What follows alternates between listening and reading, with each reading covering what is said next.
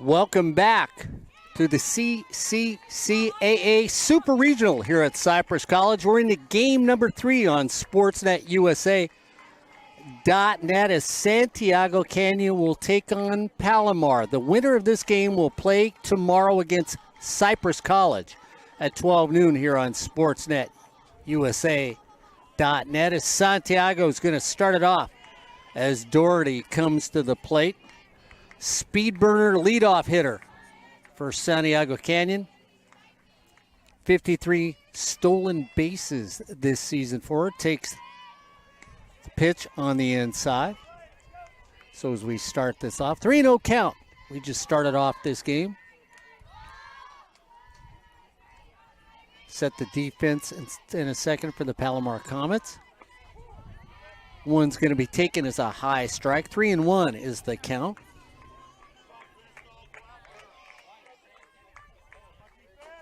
So it's going to be Doherty, Ellett, Wygertza, Olagi, the first 4.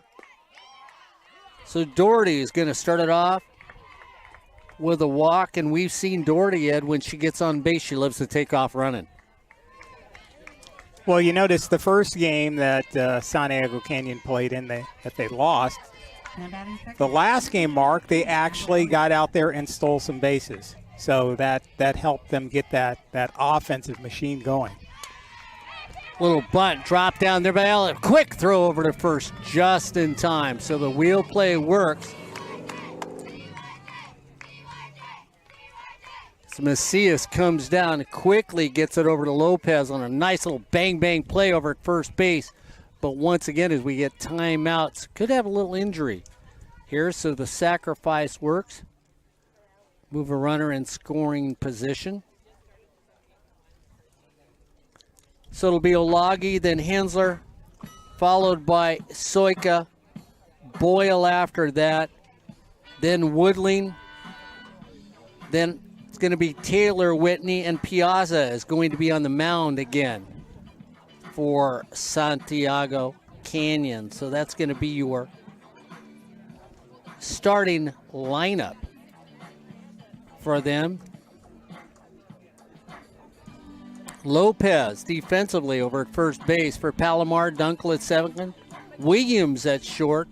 Macias over at third. Fa'asua in left field. Willis in center and Pau over in right. Romano once again behind the plate for the Palomar Comets.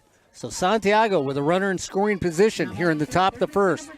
Third and our last game today on SportsNetUSA.net. Wygertza comes up, the young lady that everybody talks about here on SportsNetUSA.net. Going to Cal Baptist this next year. Out of Riverside is where she's currently living. Originally out of the Netherlands. Takes that pitch on the outside. 2-0's the count. Ed, Santiago Canyon's got to do what they did in that first game. Get on the board and get on the board often against this Palomar team. Absolutely, Mark. Next pitch. Just off the plate. Boy, I tell you what, that was close. Right high, just a little off the edge. 3-0 count. 1 out, runner at second. Lopez comes down from first. Macia in a couple of steps at third for Palomar. Next one, so Wygertza trots on over to first base. And that brings up Olagi. Good defensive player for this Santiago team. Excellent first base person and can put a charge in the ball herself. And if we remember the last time that Wygertza was up, Mark, there was that controversial, was that strike one or was that ball 4? She thought it was ball 4, and then it looked like she might have gotten tagged out, but then the umpire called it a strike, so she had to come back. Yeah. First pitch she gets is on the outside corner. Hensler, Soika behind Olagi. She walks down. Make sure she gets her signals straight. Sun's sort of setting behind us. Ran a little late. Had a close first game, but Cypress finally pulls off an extra innings.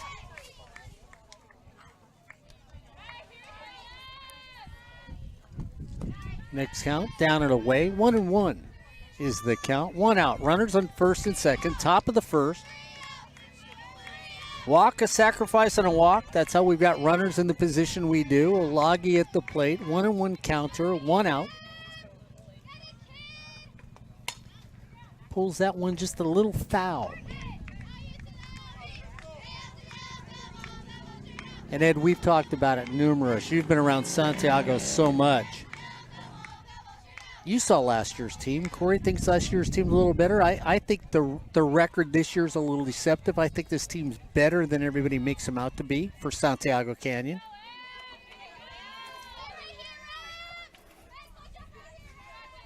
Loggy looks, waits. Gonna pop that up. Dunkel's got it right there, as they call an infield fly rule. So Loggy pops up to Dunkel over at second. It's going to bring up Hensler now. Well, Mark, they did have a better record in conference this season than they did last season. I think maybe people were just expecting that they would steamroll everybody as they did in 2016, and that didn't always happen in 2017.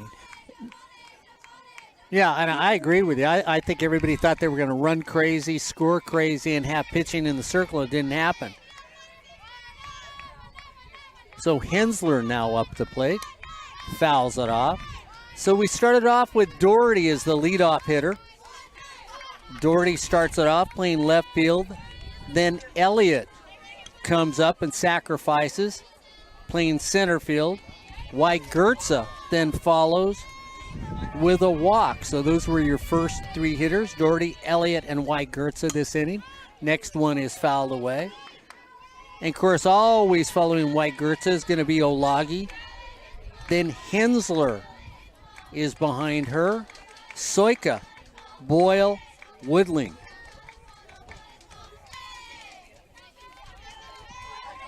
And then we go to Taylor Whitney and Piazza. It's taken for a ball. I think what you alluded to earlier, Mark, about Cypress having such a fantastic season and the long winning streak and undefeated, that does kind of color everybody's assessment of what is happening with the other teams. Next pitch right down the middle. Back center field, that's going to bounce off the wall, and Santiago College is going to get on the board early in this game. And it's Hensler again, who had the grand slam in the game previously we just watched, and she does it again with an RBI double. So Hensler gets a double, and now Soika, Boyle, Woodling, Whitney, and Piazza come up there. And of course, Soika playing second base today. Boyle going to be behind the plate.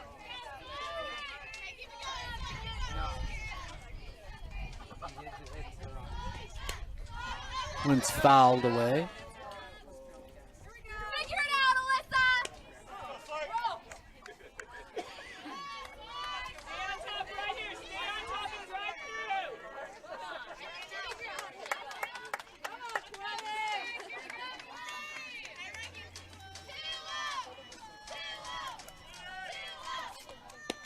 On the outside for a ball.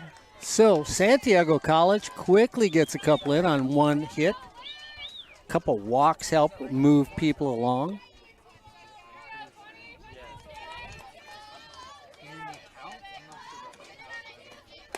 High and away for a ball. 2-1. It's the count. 2 outs. Big double by Hensler to drive in a couple runs. Santiago up 2-0 over the Comets of Palomar. 2-1 pitch. Foul tipped, held on to. So Romano holds on to it. So Doherty walks, Elliott sacrifices, Wygertza walks, Olagi pops out to second, and then Hensler gets a double. 2-2 pitch. Foul, let's see if that's going to be out of play. Over there, just out of reach. Over by Lopez. And another long at bat, guys, where you've already pitched a game and an extra inning game. This helps the offense, helps Santiago. You try to wear out the pitcher. Yeah, it really is. And you know, realize you're not going with anybody else from Palomar. She's been out here all day long. High for a ball. 3-2's the count. And the next closest pitcher is Trinity Fa'asua, who only pitched 40 innings this season. And I don't know about you two, I don't feel the energy on the softball field normally that you feel. Not yet. Down and away. So another walk in this first inning. And that's why, even though they had a game rest with Palomar, you still see the sluggishness from them. So Boyle comes on with runners at first and second, 2 runs in, Now batting catch number 6. 2 outs. McKenna Boyle. Lopez in a little. Macias even with the bag at third. Deep is Williams at the hole. At short, Dunkel. Normal depth. First pitch down the middle for a strike.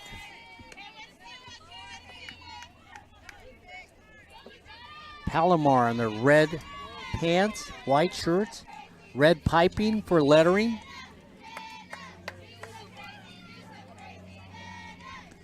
Off-speed pitch. Just enough taken off, Ed, to get that hitter out in front.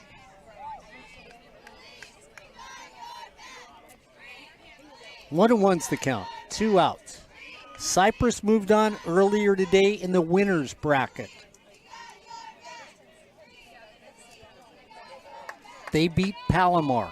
That puts Palomar in this game. Santiago comes out of the losers bracket to get into this game. Right on the corner, strike 3 called. That was a great punch-out pitch. She etched the corner, and she just had no chance but to look. 2 runs on 1 hit, no errors, 2 left on base. As we head to the bottom half of the first, it's Santiago 2, Palomar coming up. So let's look at Palomar as we get ready to start this off.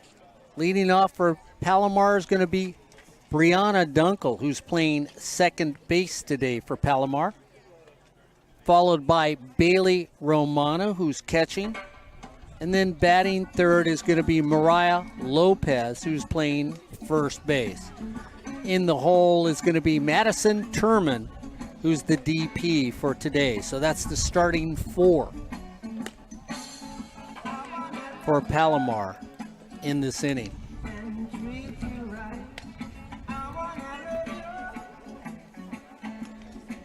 Corey, they're going to have to find a way to come back and answer in this game somehow. I mean, I just felt like there was no enthusiasm on the field there whatsoever.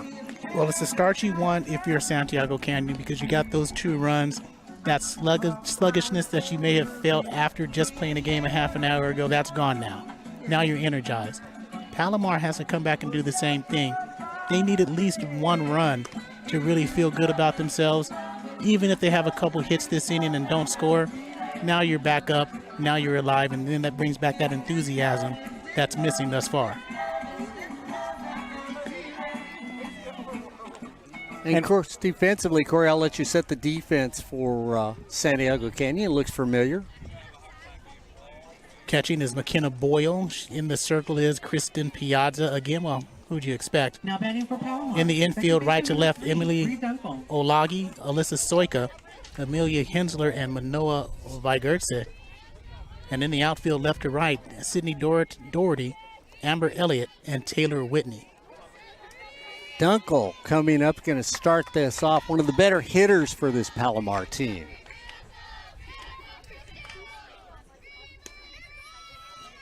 Piazza brings the first pitch to the outside. And you've got to wonder, Ed, about Piazza. I mean, you know, she's not that 200-inning pitcher that you want out there right now for Santiago Canyon. Next pitch, down and away.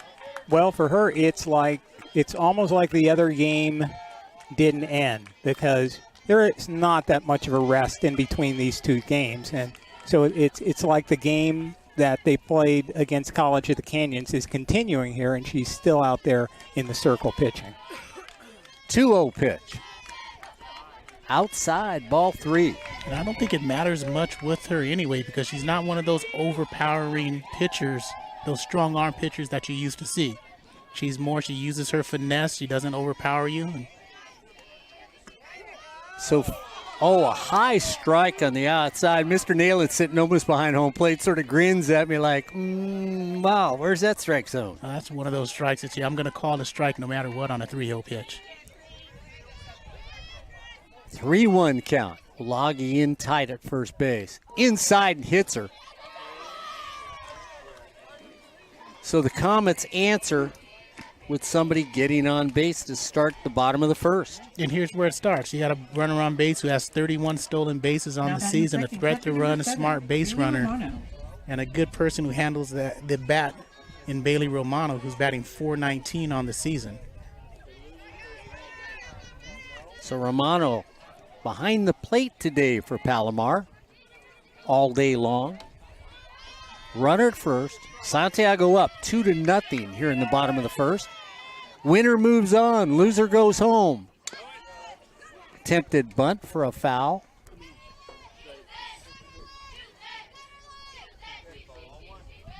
And whoever wins this game has an enormous chore tomorrow. It's like doing Ed's, Corey's, and Mai's laundry.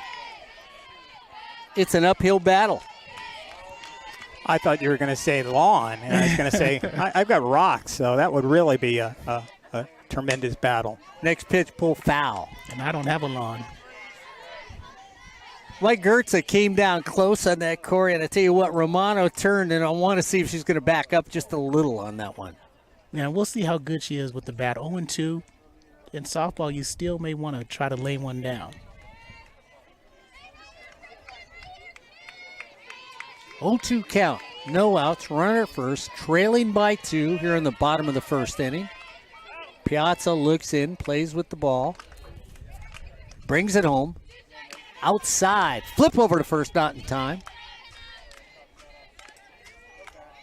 McKenna Boyle has that tendency to throw it down the line, and Olage sure glove will catch it.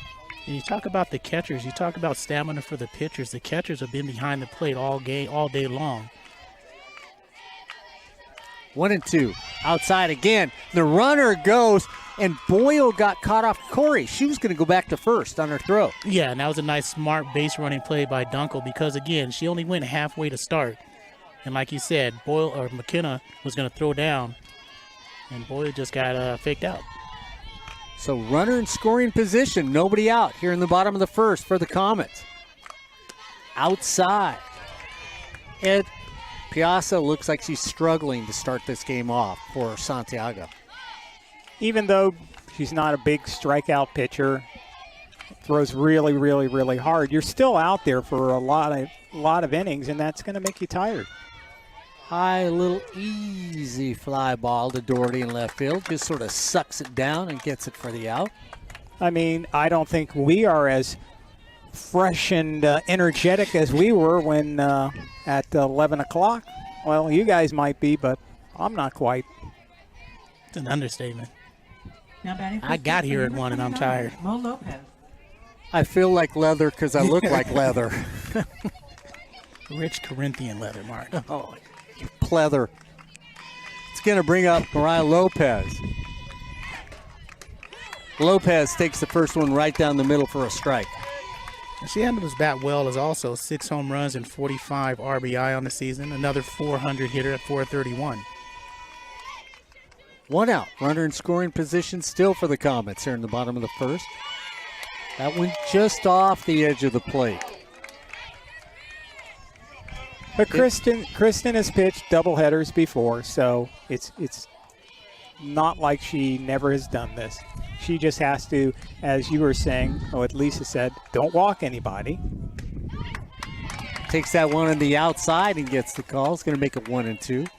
And I think the Hawks have to make sure that don't throw the ball around. If you have to eat one and let the runner advance one base, that's fine. 1-2 pitch. He's a little dribbler over to Soika. goes over to first for the out. So easy out there. Runner advances the third on the ground out. Now there's 2 outs with the runner at third. Now batting fourth, designated play number 21, Madison Turman. And Turman comes up. Turman's been the most stalwart player for Palomar in this tournament. 28 RBI coming into the Super Regional. Doesn't really strike out, doesn't really walk. She gets the bat on the ball. Takes that first one in tight, called a ball. 1-0 is the count. 2 runs, 1 hit. Starts it off for Santiago. In the top of the first, we hit for the bottom. Next pitch down the middle, 1-1. Yeah, she's one of the 6 players who made the all-conference team in the PCAC, along with Dunkel, Lopez, Pau, Romano, and Faasua. 1-1 pitch. Off speed, taking up the alley. So that's going to get Palomar on the board. And boy, howdy, we talk about this young lady being able to always hit the ball, Ed. And she does it again with a nice RBI double. She did it in the other game, Mark, and that's the kind of batter that I like coming up to the plate. Somebody who's going to make contact, that's not going to strike out, that's going to get the bat on the ball, because even getting the bat on the ball, you have a chance that somebody could make an error. And if there's less than 2 outs, you can score on an out.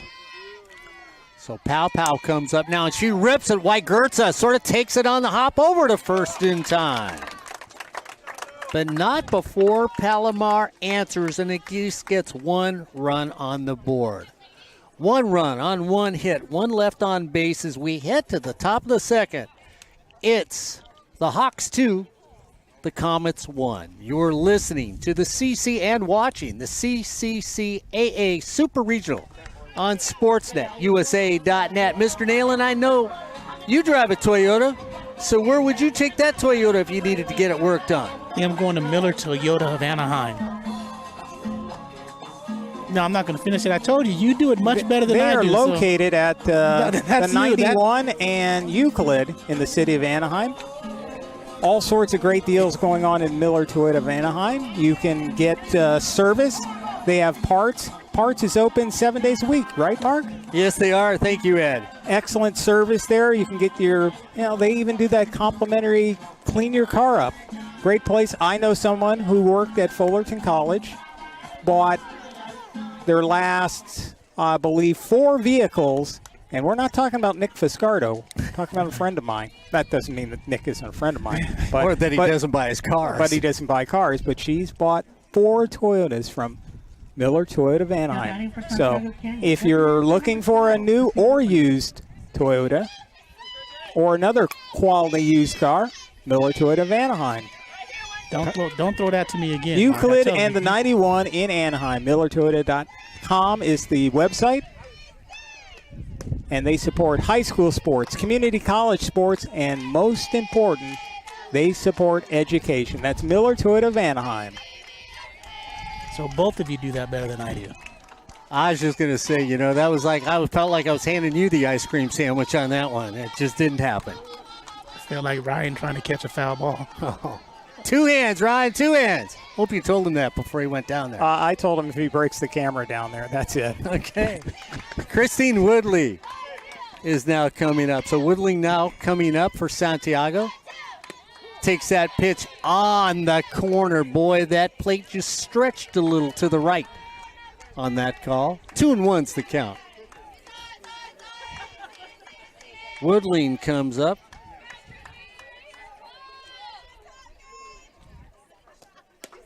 Same pitch. Corey, you've got a better angle than I do. It looks like that's painting on the chalk where I'm sitting now. Oh, 2 beautiful pitches. Okay, all right.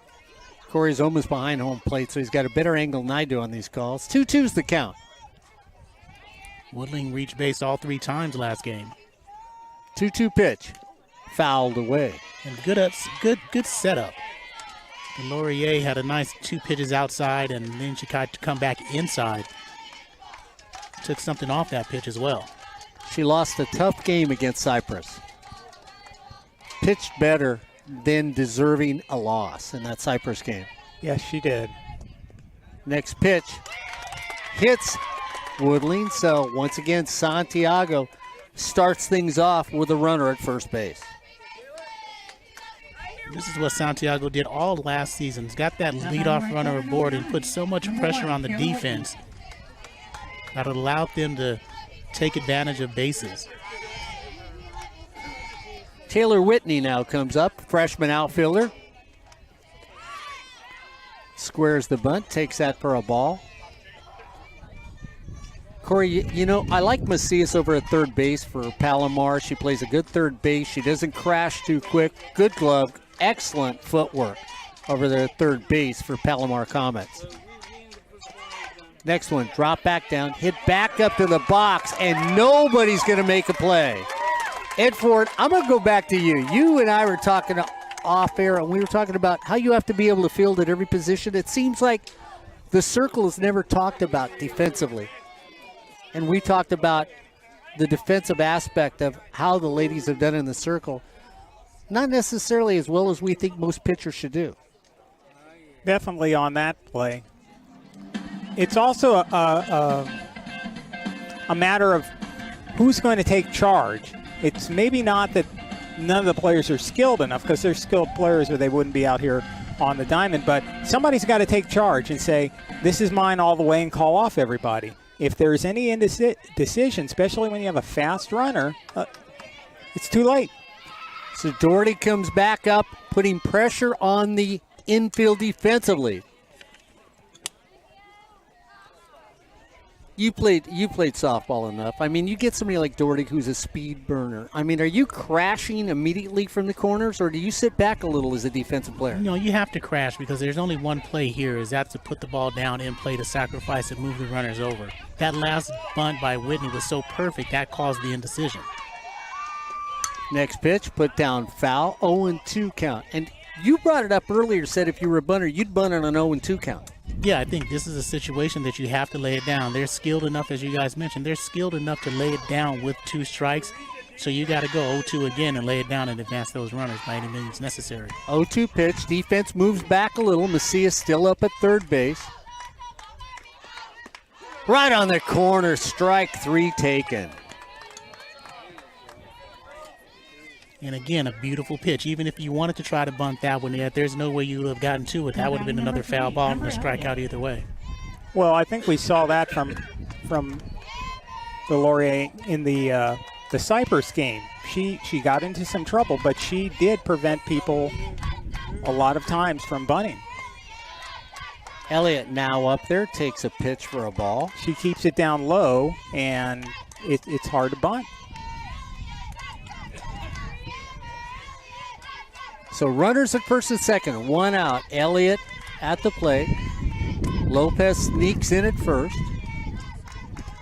Elliott takes it back up the middle. Is it going to die? No, it doesn't.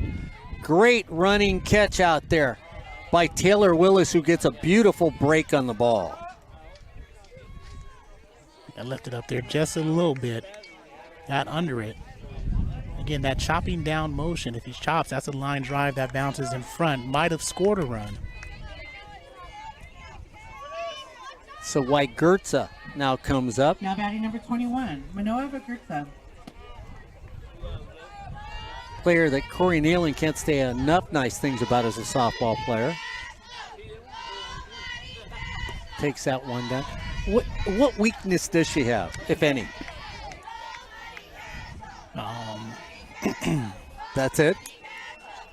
I'll let you know as soon as I see one. All right. White Gertza. The perfection of softball at the plate. Takes that high, goes over our head, foul ball. Well, you know what's nice about her, too? I mean, I think she's got the physical attributes the right size for a third base person. She's not too tall or lanky or anything like that. No, 5'10" is good stature. 1-1 count. Outside, right back at our camera. Just a little low. But again, it's good feet. You know, I think somebody was thinking, why is this person saying that I think that foul ball was aimed at you. Are you pointing to Mr. Neyland? I'm pointing at you. Oh, okay. You started the controversy. Next pitch outside. You talked about her having good feet, though. That's never mentioned really defensively. I know you and I talk about it, but nobody really talks about footwork in the infield anymore. Especially at third base. You have to have feet in position ready to throw and catch at all times. Next pitch. High, soft little fly ball. Just missed out there. It's going to get dropped. That's going to be a big error. And bring in two. Corey Neyland, you couldn't have asked for Fa'asua to have an easier fly ball to catch in left field. And again, I didn't see that she got it caught in the sun or not. She didn't look like it did, but the sun's being down right into left field as it's setting. So that could have been a distraction because she's not wearing any glasses out there. And a big error on that one, so she's going to get an error in left field. And now Santiago picks up two more here in the top of the first. And Vigurce was upset about that hit because she got the pitch she wanted. She just came underneath it a little bit too much. But again, sometimes you make your own luck. Just put the ball in play. Number 30. Both those runs are unearned. Loggy now comes up. Popped out to second, last time up to Dunkel. Takes that one. Just an easy little pitch down the middle for him. So White-Gertz over at second. Two unearned runs in. That's got a total of 4 runs in the game right now for Santiago. And Olagi says, well, you know what? I'll pop it up too, which she does. So 2 runs on 1 hit. 1 enormous errors. And 1 left on base. As we head to the bottom of the second, it's the Hawks 4. The Comets 1. You are watching the Super Regionals for the CCCAA on Sportsnet USA.net. I'm going to go back to both of you. You know how I sort of complain about the way things are set up. But Ed, I mean, you're sitting around, you're waiting, and then you got to play a game after waiting for another hour and 20 minutes. Corey, you come back, you play another game after you just played one 30 minutes ago. The mental aspect of the game can get lost along the way. I know you're already shaking the head and saying, don't even give me an excuse, well, right? That's why softball players make up or some of the strongest athletes playing in sports today, because they have to do that. That's what I've grown up on in softball tournaments throughout my life. Yeah, you lose, so you have to go to the winner's bracket, and it makes it a little bit harder from the losers to the winner's bracket. That's just part of the game. Well, take a look at the PGF National Championships that we have been broadcasting for, the last 6 or 7 years. You get down to the semifinals, and who's going to be going into that final game. A lot of those teams have to climb up through the losers bracket, Corey and Mark, and sometimes how many games do they have to play in a day? 3? Yeah, easily. At least. So it's I mean, they maybe even 4. They might start off early in the morning at that 10 o'clock game or 9 o'clock game, and they're not finishing up, till 7 o'clock. Yeah, they're playing in the 7 o'clock game. So that's a real long day. And I think that, and most of the times when you see those players, they relish it. They love being out there on the field and playing with a chance to win. Delorier comes up now, looking to help herself out here in the top of the second. Puts a charge into a deep fly ball to left field. Goodbye.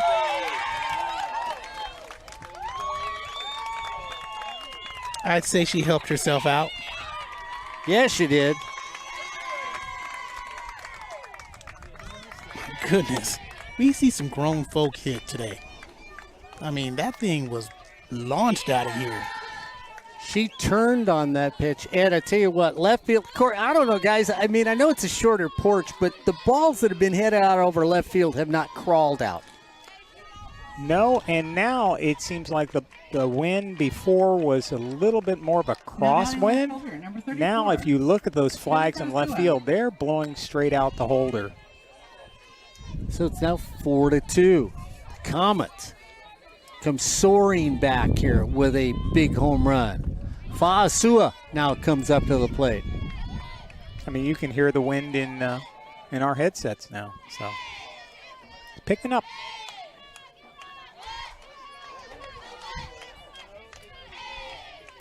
Fasua says, well, maybe I can't get it in the air, but I tell you what, I can get it to left field for a base hit. That's what you like about this team. I mean, this is not a team that's going to go away lightly. I mean, they were state champs in 2015 and 2013 most recently. And weren't they in the Super Regionals? No, that was the Regionals last year. No, they were in the Super Regionals. Okay. They were actually playing in this exact third game last year, and they played against Cerritos.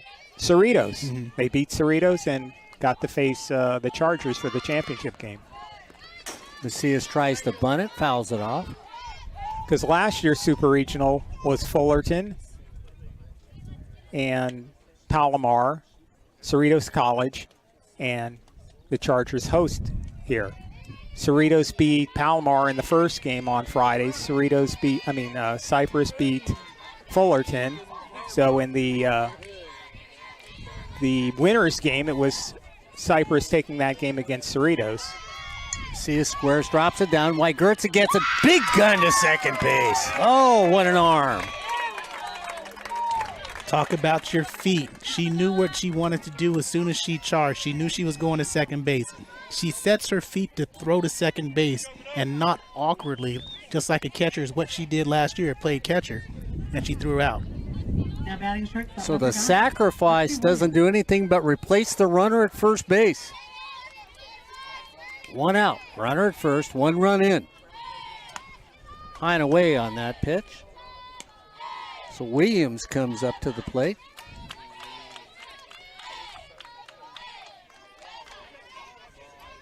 Williams playing shortstop today for Palomar. Lexi Williams, freshman, takes that for a strike. 1-1's the count. Loggy once again, front of the bag, a good 4 or 5 yards at first. Wygertza sneaks up at third. Step in at short. Normal depth at second. Next pitch outside. So Soika stays normally where she wants to. Hensler will creep in a little at shortstop. Not to back up Wygertza, but she comes in a little more at short defensively. Piazza brings it home right down the middle. Says, how do you do? There's one to hit. Let it go. Take it for a strike. 2-2's the count. And she didn't telegraph it. I mean, she took a lot off of it and came right down. 2-2. 1 out. Wygertza can't get up tall enough for that one. So runners at first and second as Williams finds a way to get to first base. Third hit of the inning. And we go back up to the top of the order with Dunkel. Now batting number 3. Got hit by a pitcher first time up. Dunkel, an excellent second base person for this Comet team. Yeah, she's an all-state player. I mean, she was a PCAC Player of the Year last year. Didn't get it this year, but again, she made the all-conference team, and she's an all-state performer as well as her pitcher who rocked one out earlier this inning. Runners at first and second. 1 out, 1 run in. 4-2 is the score. Fouled off. How many people did get on the all-state team from Palomar? 2. Delorier and Dunkel made the all-state team. Santiago had Olagi and Wygertza.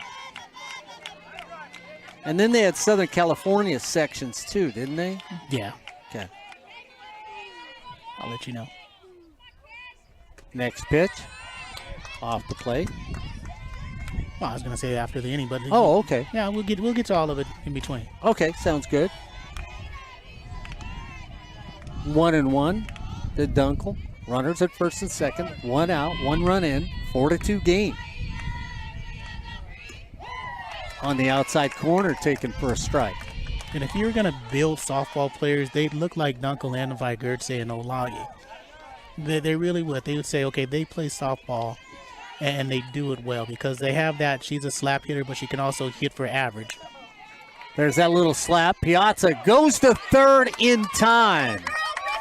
Nice play by Piazza in the circle. And Ed, we've seen two great plays by defenders who don't normally or didn't do the normal thing.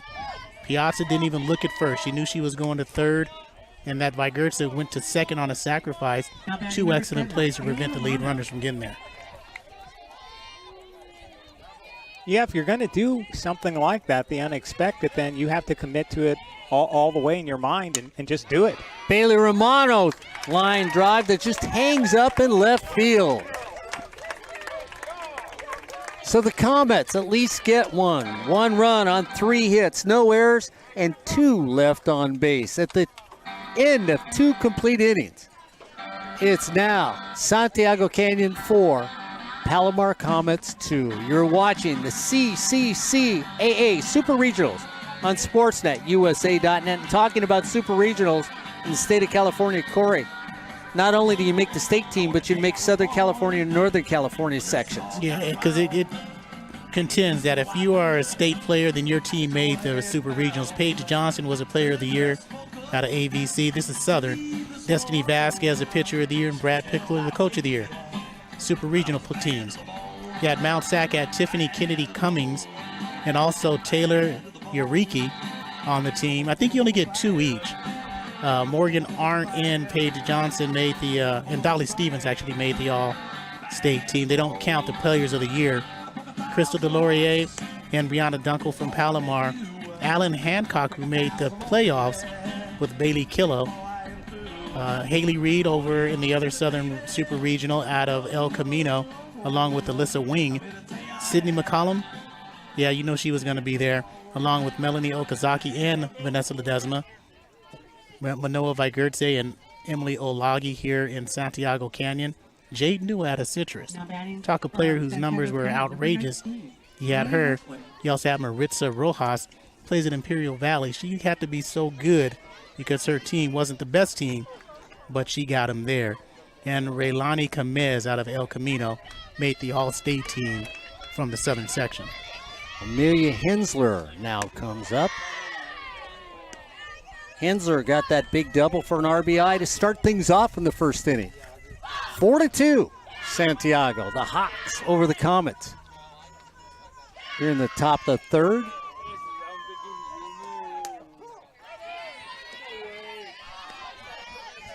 Called for a strike. 1-1's the count. Oh, I put down a ball by accident. So did Corey. A little outside. 1-1's the count. Delorier brings it home. Doesn't get the call on the inside corner. 2-1. 4 runs, 2 hits for the Hawks. 2 runs, 4 hits for the Comets. Just flip the numbers as we hit the top of the third. That one gets called for a ball. I'd say you're getting a headache because you haven't eaten, but that's not true. No, I thought if they called that first strike a strike, and that third ball was definitely a 2-2 count, not a 3-1 count now. 3-1. Right down the middle. Finds a way to get through the infield for a base hit. Guess it don't matter. So Hensler 2 for 2 in this game. Last game, the Grand Slam, she was 1 for 4. No, excuse me, 2 for 4. So you look at the infield now. Lopez, Dunkel, Williams, and Messia is the infield for the Comets. Messia comes up at third. Lopez looking for the bunt. Gets down to Lopez. She's going to take the out itself. So a nice sacrifice on the play by Soika. Moves the runner over to second. And we're going to get a conversation now here. They're going to say the runner left early again.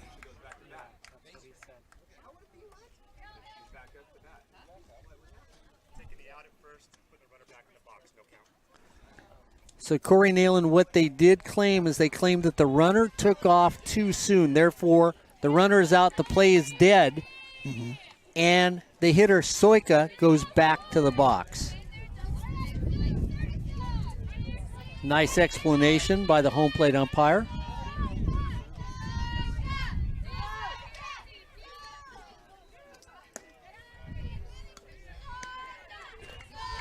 And you would mark down, if you're keeping score at home like you are with us, that Hensler would be classified as caught stealing since she left too early.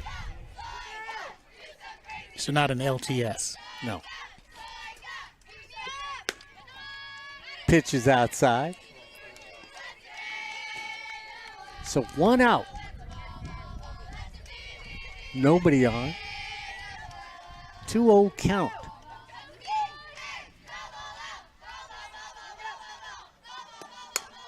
Soika hits that little high hopper that just is out of reach of Macias in the left field for a base hit. And for two teams that are really supposed to come out here and not be in the best of energy, you're hitting the ball pretty well in the first few innings. Yeah, they are. Both teams now have 4 hits in this game. Yeah, in the first 2 innings, there's been scores in every half of the inning. Infield fly rule should be called on an easy catch by Dunkel.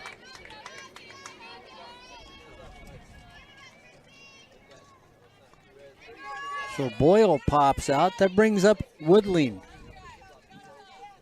Now batting number 12. who got hit by a pitcher last time up. So still a runner at first. Things have slowed down now, just a little. Everybody has scored a run. We're going to settle things down here in the 3rd inning. Outside on the first pitch. Sun's now coming in from the first base side, casting long shadows onto the field. Wind has died down a little. Lore throws it outside. Ball 2. 2-0, 2 outs, 4-2. Top of 3. Hawks, Comets, Corey, Ed Nye.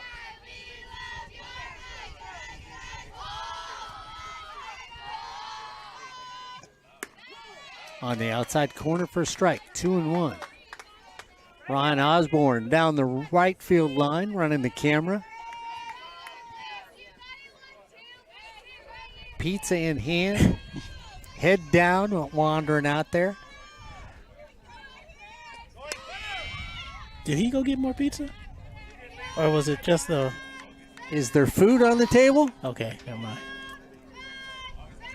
Is the sky blue? Let me just put this. I keep smelling that seasoned salt going on them burgers over at the snack bar. We'll be seeing Corey later, too.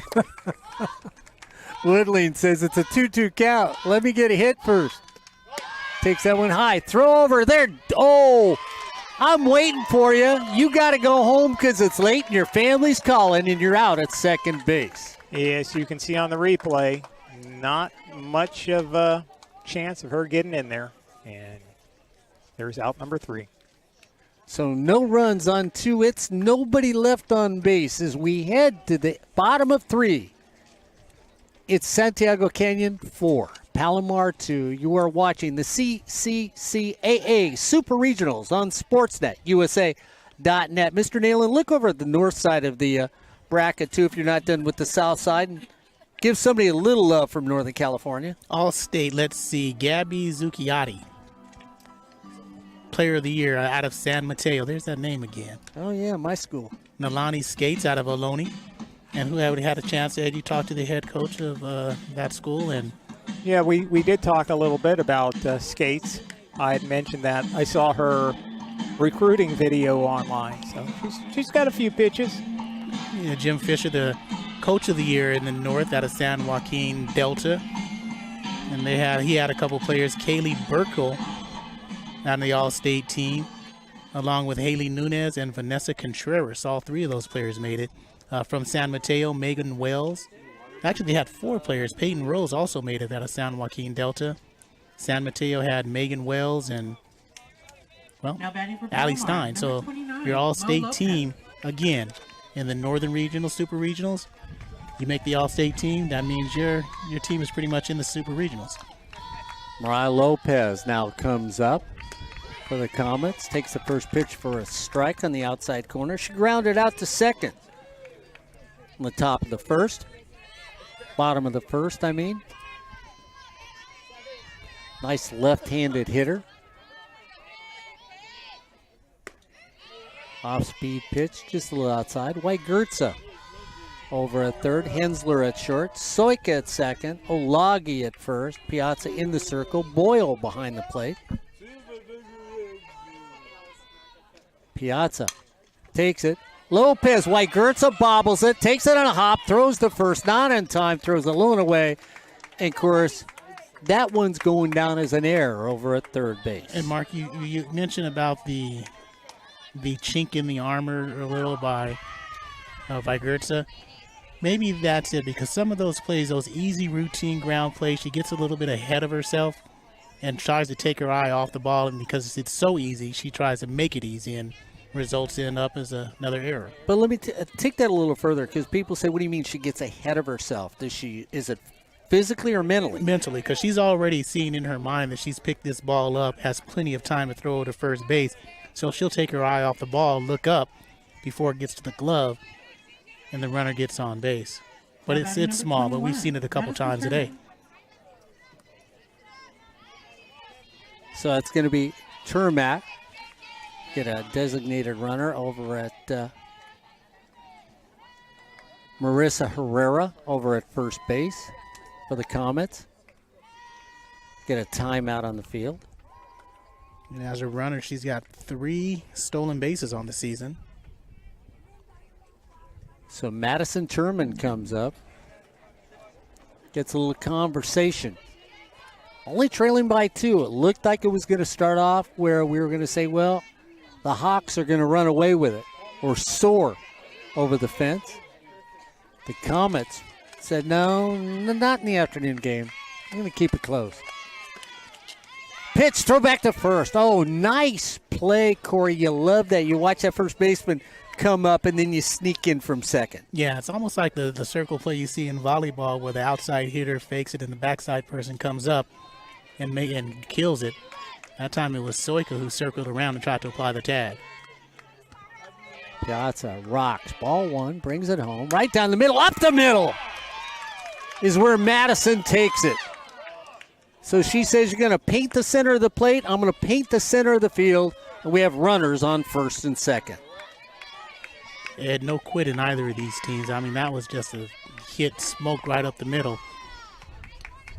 Piazza put her glove up, but Now batting number by the time 33, it was up, Karen I think she deflected it slightly, but she couldn't get her glove up in time.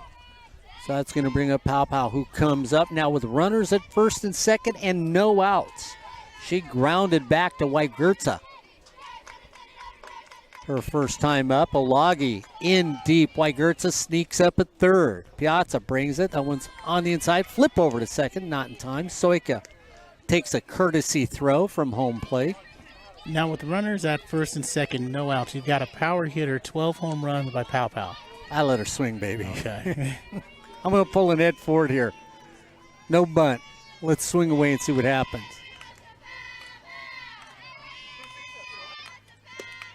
Off-speed pitch. She swings over the top of it. That was a dance pitch. I mean, she moved her back leg like she was going to do a little pirouette. Didn't even put out her front leg and just swung and didn't have any chance. And, Ed, you watch Amber Elliott again. Left center. There's not that much wind. She's been lining up there all day defensively for the Hawks. Pau looks at it. High pitch outside. Flip throw over to first. Not in time. Olagi looking to go to second. And these are designed throwdowns also. I mean, they're designed to catch the base runners, especially the lead runners, caught napping. If they try to go to third base, they're already set. If they go back to second, well, they're getting picked off. 2-1 count. Rocking a throw down the middle. Finding the gap, and it will. Oh, it comes off the wall. They're going to get one. Throw over to third. They're going to hold up at second and third. And, well, you said, hey, what do I do with my big hitter? She did exactly what you would want her to do, Corey. She drove it deep against the wall. And got the pitch she wanted. I mean, that wasn't outside like Piazza's been working. That was more on the inner part of the plate, Ed. And she just drove it to the Orange Empire Championship banner in left field. Now batting number 38, Crystal Galori. So, Ed, it's one thing where I know you and I discuss all the time. You don't like necessarily just advancing people with the bunt. And in this game so far, the Comets have ignored that attitude of dropping the bunt down. Delorier fouls that one off.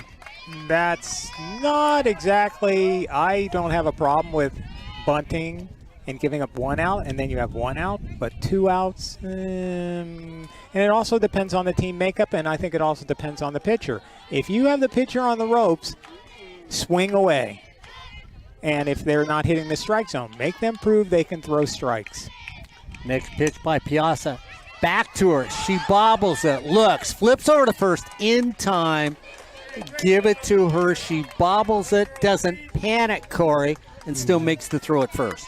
Yeah, that's only the first out of the game, but Piazza did a nice job of recovering because that was a better pitch than you realize. Delorier was backing out as she was hitting. The pitch was right over the middle of the plate, but it caught just the edge of the bat that it squibbed right back to her. That enabled her to make that play, and Delorier, the last time she was up, hit one about 220 for a home run, so that was a great pitch.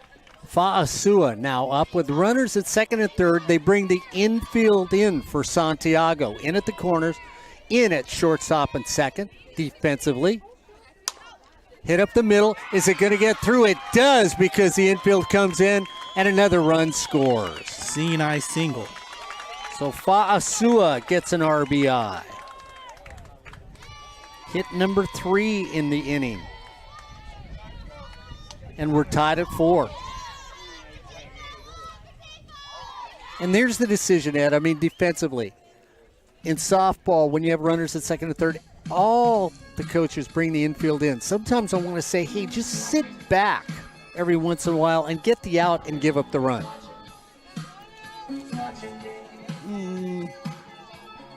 Yeah, I'll go with that.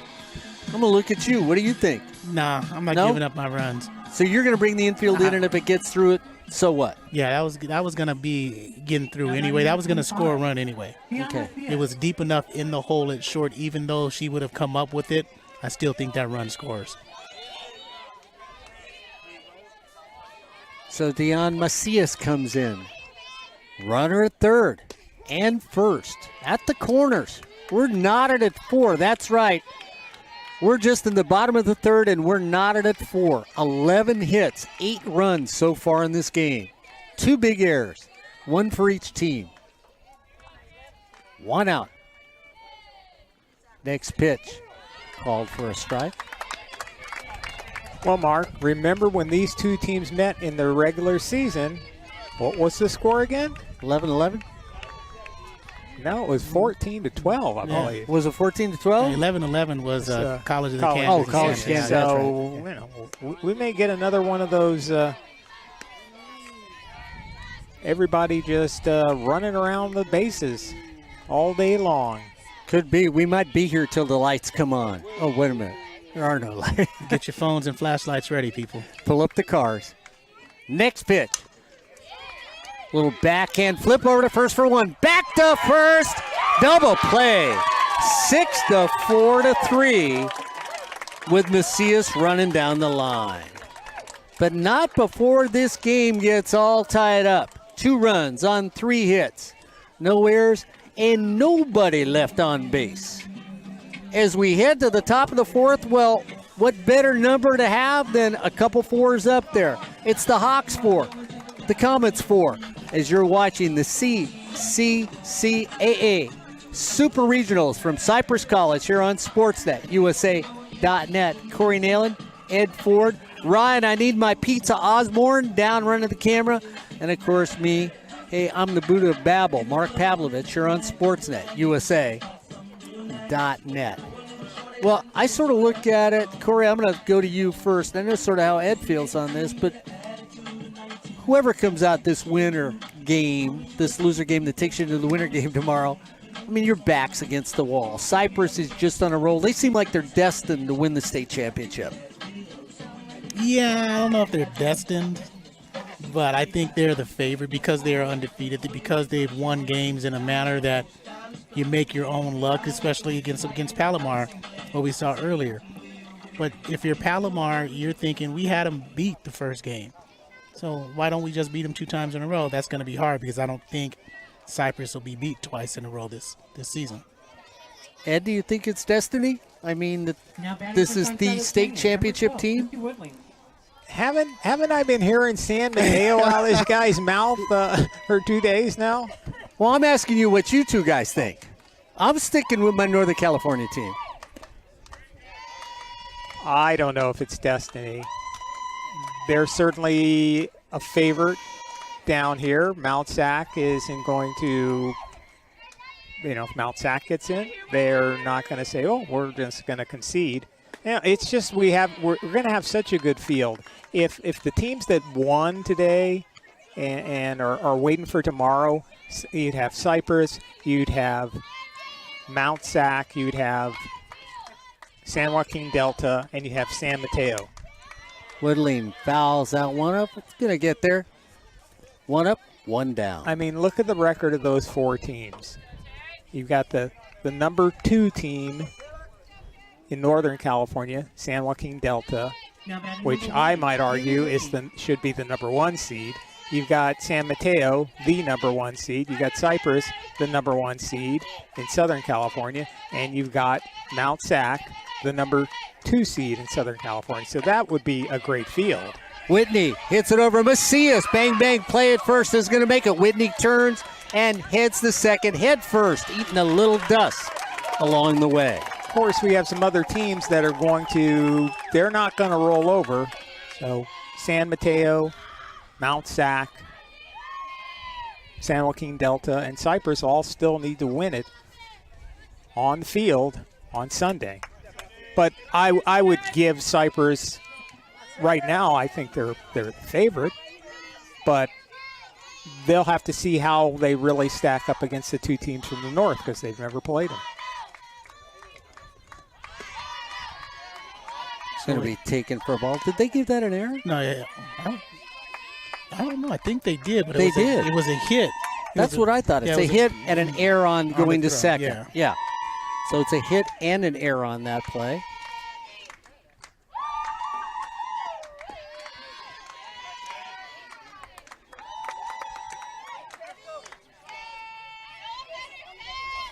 So that's going to bring up Doherty to the plate. Runner once again scoring position. 2 balls, no strikes, 1 out, runner at second. In at the corners for the Comets. Doherty takes that on the edge. Everything's moving out there right now for Palomar. Macias breaks in. Then you had Williams rolling over to third. Lopez in at first. Off the plate. Looks like a little machine working out there right now. And with 1 out, I don't know if you want to lay it down here because Doherty's so good with the bat. A slap hitter can still move the runner over if she drags it with her. She hits it back towards Macias. 1 place to go. Flip to first. Just get her by a nose on that play. You're going to call that one a sacrifice. She tried to push it through. So you give her the sacrifice even though she was bunting for a base hit. Yeah, I give her the sacrifice. Okay. Gets the runner over to third. 2 outs. Runner at third. Elliott comes up. Elliott sacrificed her first time up, then flew to center field in the second inning. 0 for 2. 1 for 2 today. 0 for 1. I'll get it right yet.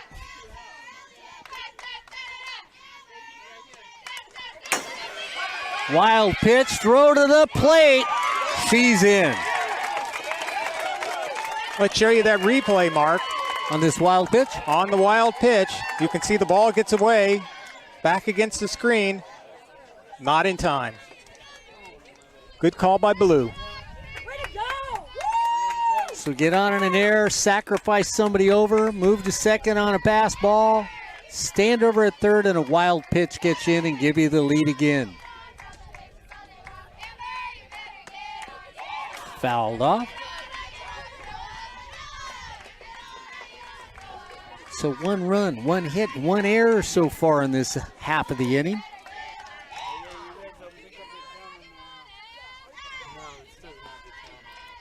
One and 2 count, 2 outs. Way outside. Amber Elliott, excellent center fielder. Better than excellent? Excellent. Corey Neyland gives her an A. That one jams her.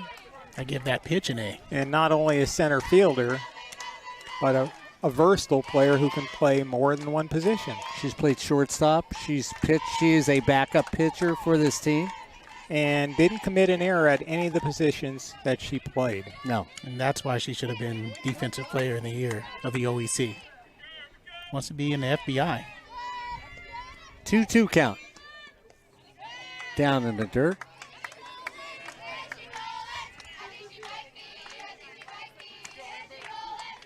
So we like bright, young, courageous minds that want to go and work for our federal government.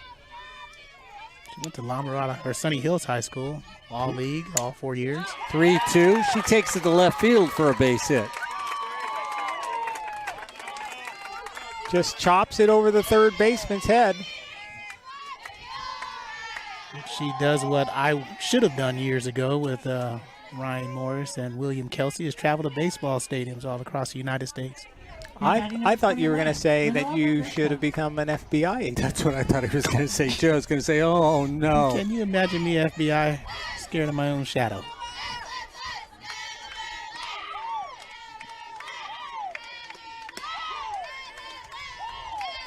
Corey Neyland would have been INS. Hi, are you from the Czech Republic? Hi, my name's Corey. What are you doing Friday night? Highest Czech population in the United States. Wajgerza to the plate. Wajgerza says, well, if left field's the place to go, I might as well follow you. Back-to-back singles to left field. And with 2 outs, Emily Olagi, let's see how clutch she is. I mean, so clutch last year, was All-State and All-American last year.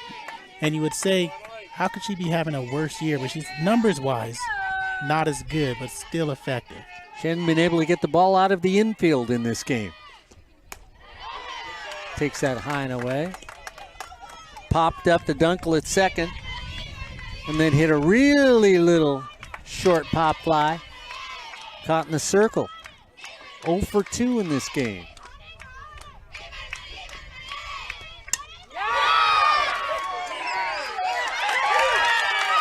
Deep in the left field.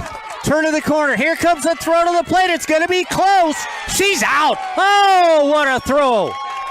Oh, a turn and a throw right on the money at home plate. So Fa'asua got the ball off the wall, hit the cutoff Lexi Williams at short. She was on the grass at shortstop and made a perfect throw to Romano at home. And Wajgerza gets thrown out at home plate. And again, I like that you sent her, because you're not going to see, and this is why they're the best of the best in the super regionals, because a throw like that, sometimes we've seen throws this season that never makes it there. That's off the mark or just too high, whatever. When in the super regionals, we have to have a play, clutch hit, clutch throw. That's how it works here.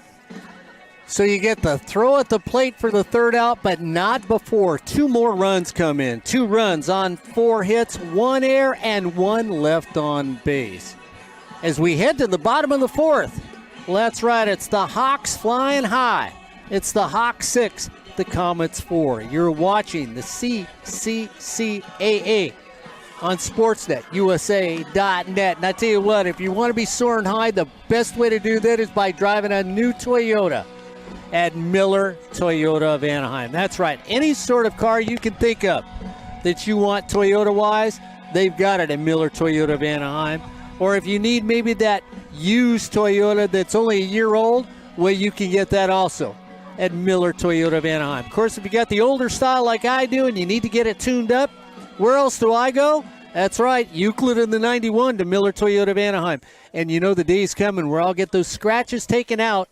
There's only one place I'll take my car. Now batting for That's Palomar. right. Again, Number 9. I'm going to go over and see him at the 91 in Euclid. Miller Toyota. Miller Toyota is a proud sponsor of high school sports, community college sports, but most of all, education. That's Miller Toyota of Anaheim, located at Euclid in the 91. Wow. I like me a little defense. Viborni. Which means? Excellent. In what language? That's Czech. Okay. It's the only language I know, really, that could speak really fluently.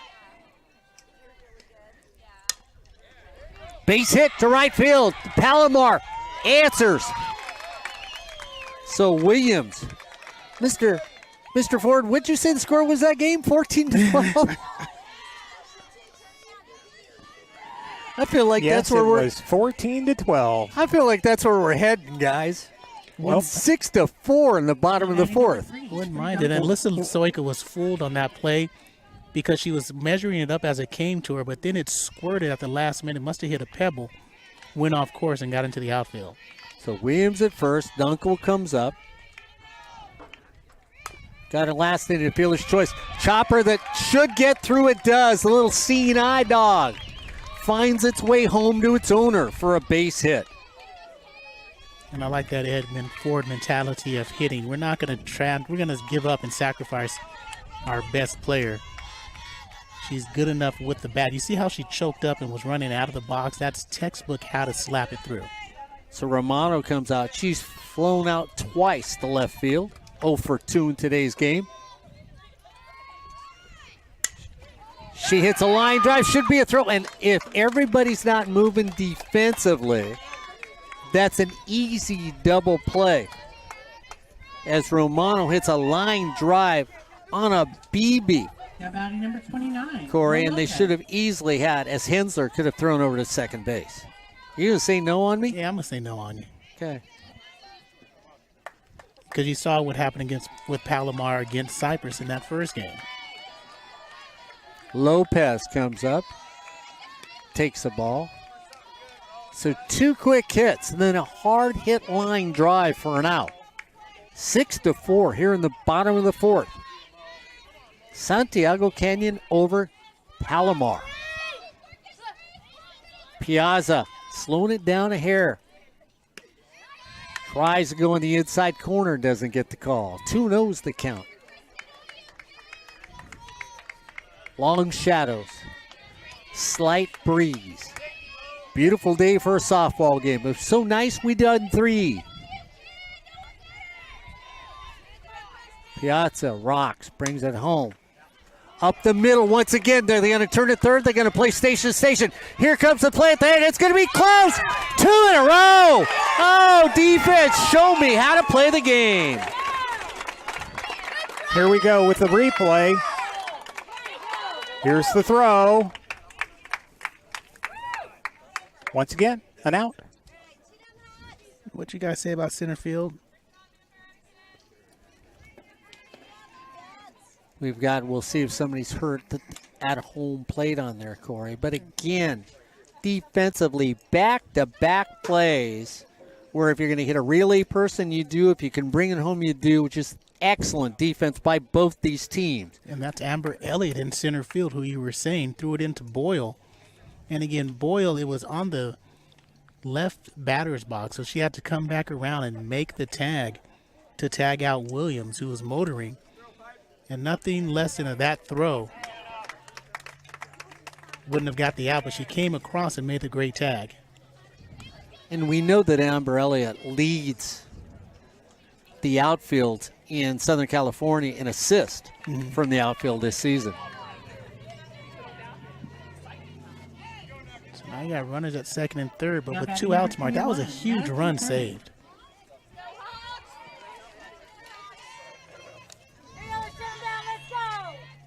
So once again, base hit, but finally gets somebody at home. Fouled away. And you know what I love appreciate about those plays? When I haven't seen any play this season watching baseball And I've seen somebody from the outfield throw someone out at home plate. Yeah. And it's very tough to do it in softball, too. Yeah. It really is on a base hit. Softball, it might be even worse. Madison Turman now comes up. That one's high and away. Piazza comes down to cover the plate.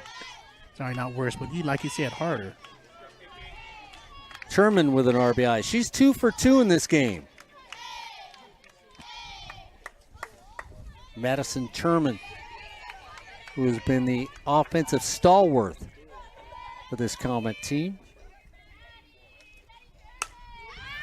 Hits a little dribbler, back up, back over, get for the third out. So defense is the question, and defense is the answer here in the 4th inning for both teams. No runs on 2 hits, no errors, and 2 left on base. As we head to the top of the 5th, it's Santiago Canyon 6, Palomar 4. You're watching the CCCAA Super Regionals from Cypress College on Sportsnet USA.net.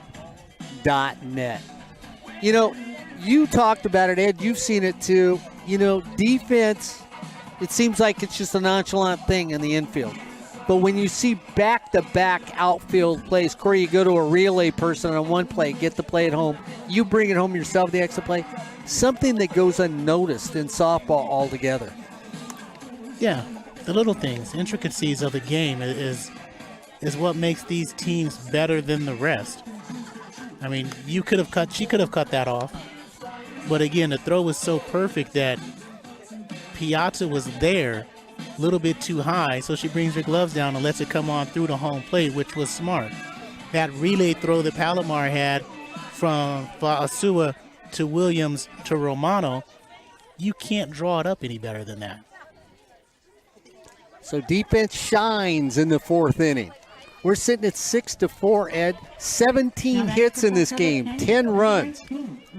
We're roughly halfway through. If we're at this pace, it's going to be 12-8, which will be close to the final score they had last time. Ryan Osborne, busy down on the right field line, I think. Somebody want to wake him up? Are we getting a camera angle out there? He's in the shade, taking it slow.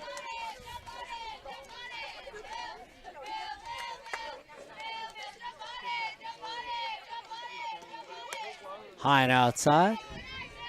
1-1's the count. 4 hits for Hensler in these 2 games. Hensler had that big double to start things off. Then she was caught stealing in the 3rd.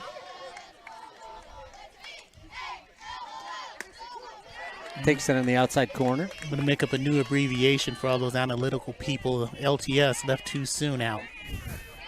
Give it 5 years. It'll be put in there. You know what? It'll be a category. It'll be a category. 1-2. Loray takes it up high on that one.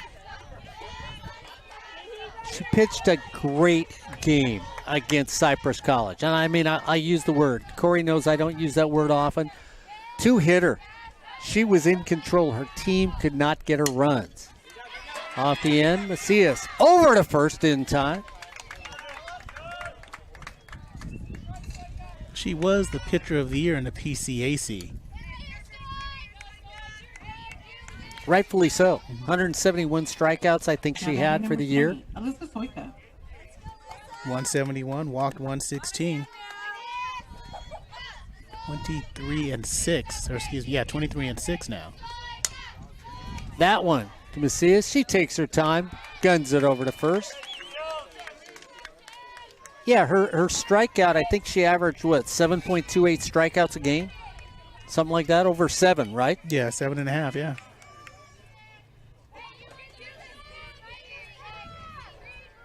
Two up, 2 down quickly here in the top of the 5th. I don't think you're going to see those earned run averages like you did in the past in community college softball with the .5s and the .6s. But unless again, you're Haley Hoffman of Cypress. Well, I'm talking nowadays. I'm talking now. Haley Hoffman's ERA, .46 for Cypress College. Relief pitcher, 25 appearances. Easy. I've got it on a weekend fly ball. Drops into Lopez's glove, and that's going to take him out. 3 up, 3 down. No runs, no hits, no errors, and nobody left on base. As we head to bottom of 5, well, it's a 2-run game. It's the Hawks 6, the Comets 4. You're watching Super Regionals from Cypress College on SportsNetUSA.net.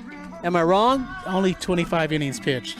That's not the same thing. Oh, yeah, but ERA is 0.28. It's not what, that's not, no. Come on, I'm talking man. about over 200 innings pitched. Wow. Talking that type of scenario, not 25 innings pitched. Wow. Still a good earned run average. That's what you want from a relief pitcher. But that's not what I'm talking about. Greedy to my left. Not greedy. I'm talking about minimum 100 innings pitched, Mark.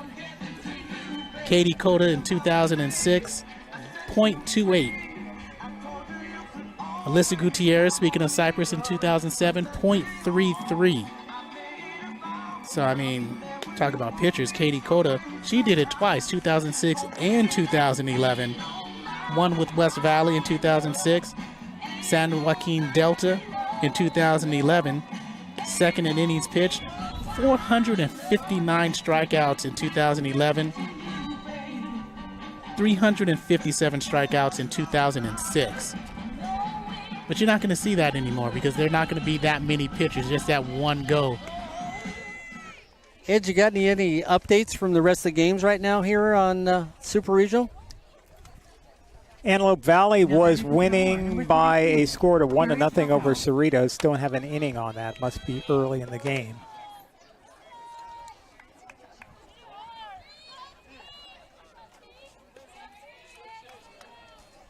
Pow coming to the plate.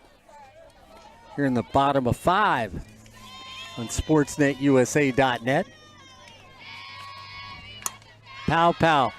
Lazy little drifter, and it drops right where nobody is. Well, if you're a drifter, that's exactly what you do. You'd go to where nobody is, build a camp, and call it a day. That's what that softball did for a base hit.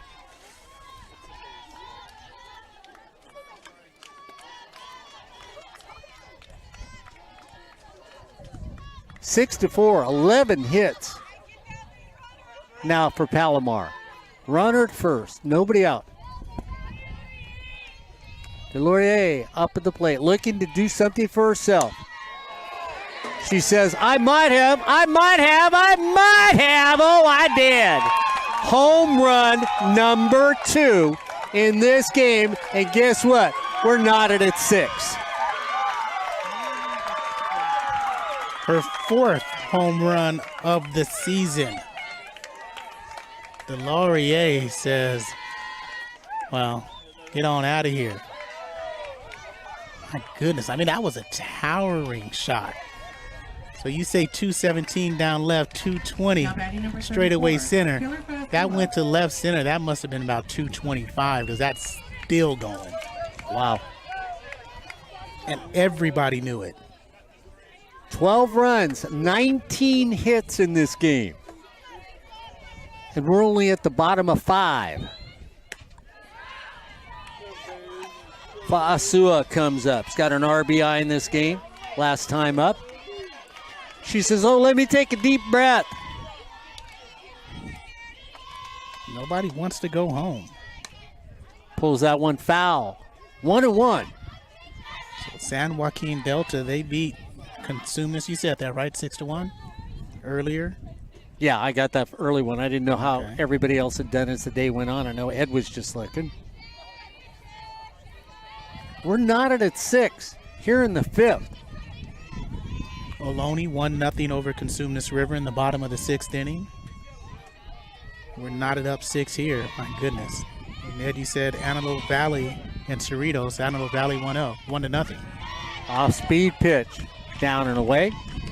2-1.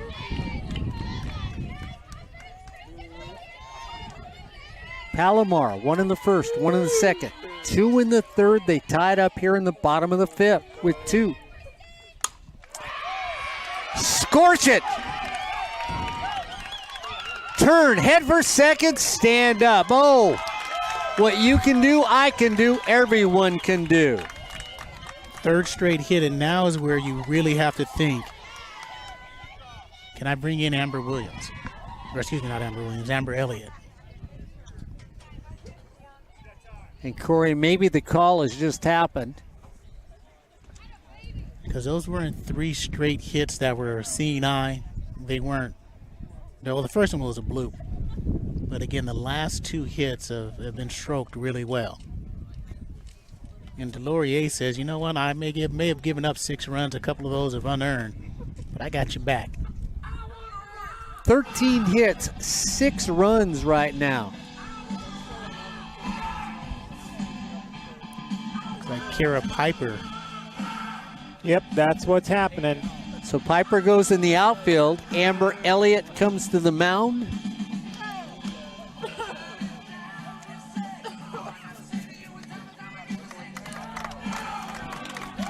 And give it to Piazza, who's pitched tremendous today. You know, Ed, if I'd have scored 6 runs in a game, I'd have thought, you know what, this game's probably mine. But again, playoff base or softball, doesn't matter. It's elevated. So Amber Elliott now comes in the game. Piper goes into center field. As we're sitting there at 6 apiece, 6 runs, 7 hits, 1 error for the Hawks. 6 runs, 13 hits, 2 errors for the Comets. Elliott, oh, sorry. I was going to say, if you can't figure that out, we're tied at 6 here in the bottom of the 5th. Elliott, 27.2 innings pitched this season. 4.3 earned run average. 2 complete games. 1-5, lost 1, 15 walks, 9 strikeouts. So Macias comes up plate.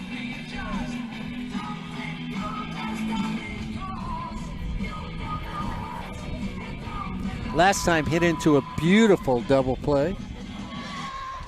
Gabby Neyland getting up, getting ready to take a walk. She said, enough softball for me. Now batting number 25. Said, no, Sunday's coming, does she? What, you Yeah, tricking her saying you're going for Mother's Day? Yeah, problem is, yeah, she knows. Are we done yet? Macias looking to help her team get the lead. Bunts drops it down. Olagi tags her out, looks to third. So the sacrifice works.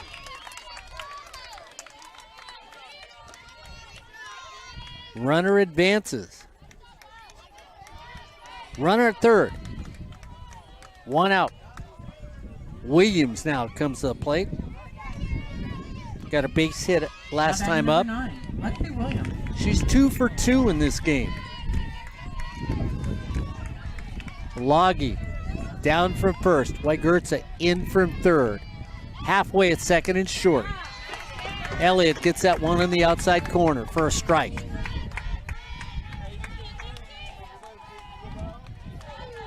Soika in at second. Hensler a little closer at short. Hits it over to Soika. She looks, goes over to third. Can they get the tag? They don't. So runners on the corner on the fielder's choice.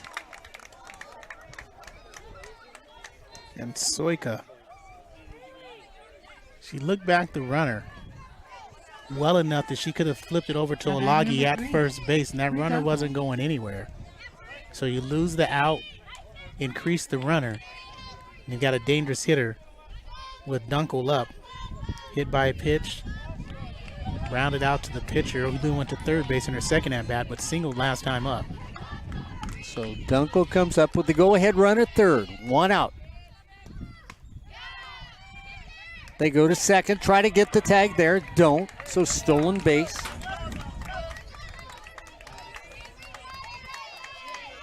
And again, I think you can make a play with Faasua at third base. You could have tried to make that play.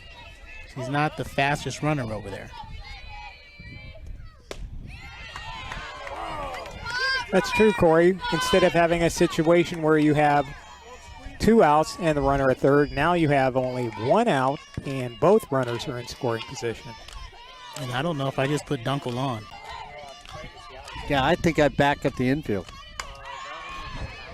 Drive in the alley. It's going to go all the way to the fence. That's going to bring in a couple. 1 run scores. Here comes the play at the plate. The throw not in time.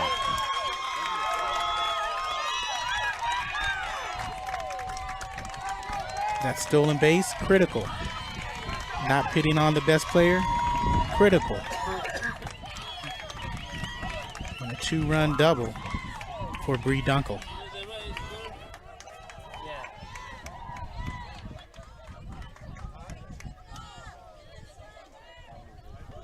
And of course, you talked about maybe not pitching to Dunkel, but then who do you ignore? Romano or Lopez? Yes. Yes. You know. Yes. That's exactly what I was saying. You have the base open. I mean, Dunkel, player of the year last year, could have been player of the year this year. She's an all-state performer. The way she handled the bat her last time up, I definitely would have pitched around her, but hey, you never know. She could have popped that one up easily instead of getting a double. Over to short. Quick little flip there in time. Milagi turns and looks. So a nice play by Hensler to get the out at first base.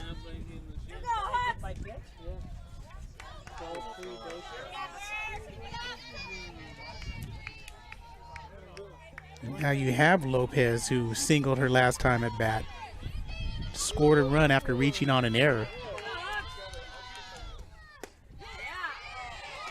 So Romano takes that for a strike. Get a little notice from Ryan Osborne. Mount Sac beat El Camino 9-5. We already reported that. Okay, I thought so. Antelope Valley, he says, is winning their game over Cerritos. Should I tell him he's late on everything? Not if they break out a box of donuts. He's not going to be late on that. There's no such thing as a late swing when it comes to a box of donuts with Ryan. Romano fouls it off. That's Lopez. I'm sorry. Lopez fouls it off. So Ryan, is Ryan listening right now? You can say anything bad. I was going to say, is Ryan bringing the donuts? If he is, there's not going to be any left by the time they get to the table here. Because his brother ate them. Next one's in the dirt. So Lopez takes that down. 1-2, 2 outs. 8-6, the Comets. 4 runs on 3 hits in this inning. Routine fly ball to left field, and that's going to be it. But not before they post 4 and take the lead. It's now the Comets 8, the Hawks 6. You're watching the CCCAA Super Regionals from Cypress College on Sportsnet, USA.net. Hey, guess what? We're back tomorrow on Sportsnet, USA.net, 12 noon. Whoever wins this game, whomever that may be, wins this game, they take on Cypress College tomorrow at 12 noon. If for some reason Cypress College stumbles, we have another game at 2 o'clock tomorrow on Sportsnet, USA.net. But this game is far from over, as it's now Palomar 8, Santiago Canyon 6. After 5 here on Sportsnet, USA.net. We were talking about low ERAs, so the individual leader for ERA this year, 2017, in the CCCAA, Kennedy Cummings out of Mount Sac with an ERA of 1.02. San Mateo, Mercer 1.03, so that's pretty good. Maybe I was wrong. And Olani's Skates with an ERA of 1.07. And the career record here at Cypress College, Laura Corson pitched over 200 innings.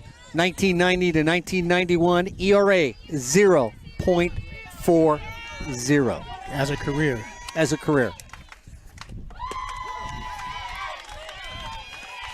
I was talking about today's game. It already proved me wrong, homie. Come on.